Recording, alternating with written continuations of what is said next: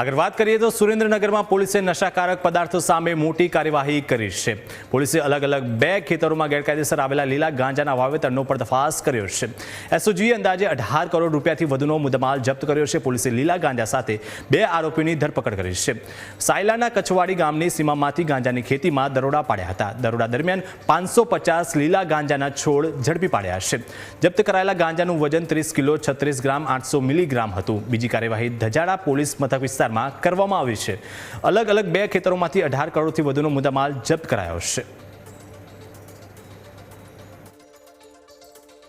ખેતર જે છે આ ખેતર આપણે કસવાળી જે ગામ છે ત્યાં મળ્યો છે અને આમાં જે મુખ્ય આરોપી છે આનું નામ છે બાહુભાઈ રવજીભાઈ મીઠાપરા અને આના જે જે ખેતર છે આને અંદર જે તુવરની જે ફસલનો વાવેતર કરેલ હતો અને આ તુવરની ફસલને અંદર એ મોટા છોડ જે છે મળ્યા છે।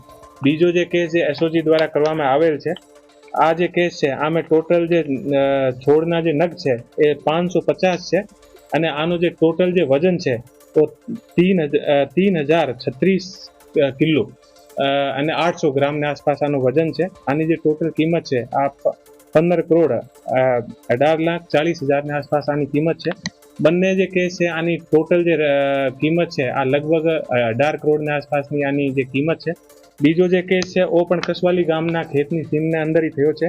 આનો જે મુખ્ય આરોપી છે એ સંજયભાઈ ભોપાભાઈ સાવિયા છે અને એ જે બંને આરોપી છે એ પોલીસ દ્વારા અત્યારે પોલીસની કસ્ટડીમાં છે। નવા વર્ષની શરૂઆતમાં જ સુરેન્દ્રનગર પોલીસ દ્વારા મસમોટો ગાંજાનો જે વાવેતર હતું તે ઝડપી પાડ્યું છે। ત્યારે સાયલા તાલુકાના કોસવાડી ગામની અંદર જે 2 ખેતરમાં અલગ અલગ જગ્યાઓ પર લીલા ગાંજાનું વાવેતર કરવામાં આવ્યું હતું। ત્યારે આ વાવેતર એસઓજી પોલીસ તેમજ ધજાડા પોલીસ દ્વારા બંને સંયુક્ત ટીમ દ્વારા જે 18,000થી વધુના મુદ્દામાલ સાથે લીલા ગાંજાનું વાવેતર ઝડપી પાડવામાં આવ્યું છે અને 2 આરોપીની ધરપકડ કરવામાં આવી છે।